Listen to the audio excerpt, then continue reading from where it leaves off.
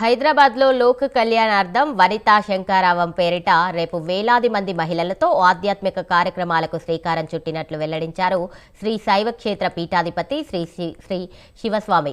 ఈ సందర్భంగా సికింద్రాబాద్ ప్యారెడ్ మైదానంలో జరుగుతున్న ఏర్పాట్లను నిర్వాహకులతో కలిసి సందర్శించారు. ఈ కార్యక్రమానికి దేశంలోని వివిధ ప్రాంతాల నుండి 100 మంది పీఠాధిపతులు హాజరు కానున్నట్లు తెలిపారు. వేలాది మంది మహిళల చేత హనుమాన్ చాలీసా పఠనం, భగవద్గీత శ్లోకాలు, శివ విష్ణు సహస్రనామాలు పారాయణం చేయనున్నట్లు తెలిపారు. ఈ కార్యక్రమానికి జయప్రదం చేయాలని మహిళలకు పిలుపునిచ్చారు.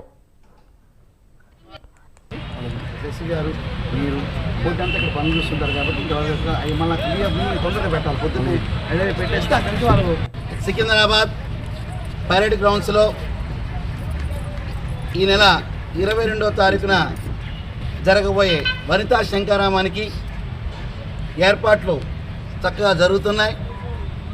ఈ ఏర్పాట్ల పర్యవేక్షణ కోసం ఈ గ్రౌండ్కి నేను మరియు హిందూ సంఘాల పెద్దలు కూడా రావడం జరిగింది.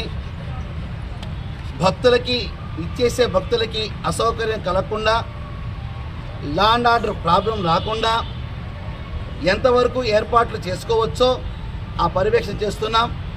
అలాగే పార్కింగ్ కూడా ఈ గ్రౌండ్లోనే కొంత భాగానికి కేటాయించడం, అలాగే పక్కన ఉన్న వేరే 2 గ్రౌండ్లకు కూడా మనం పర్మిషన్ పెట్టగా ఒక గ్రౌండ్కి పర్మిషన్ రావడం ఆనందదాయకం.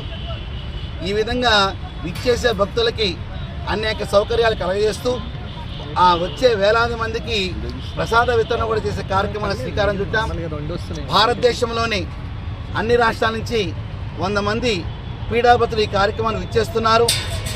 అలాగే మన తెలంగాణ రాష్ట్రంలో ఉన్న కుల సంఘ అధ్యక్షులందరూ కూడా ఈ కార్యక్రమాన్ని విచ్చేస్తున్నారు.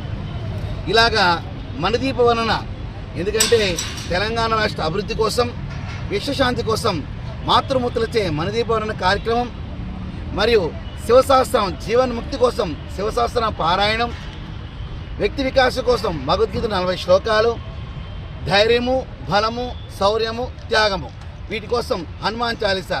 ఈ శ్రీ శైవక్షేత్ర పీఠాధిపతి నిజంగా మా స్వామివారు చాలా మంచి మనసుతో ఏది సంకల్పించినా సత్సంకల్పం, లోక కళ్యాణార్థమే ఉంటుంది. శివస్వామి వారు మాకు ఎన్నో సంవత్సరాలుగా మార్గదర్శకం చేస్తున్నవారు.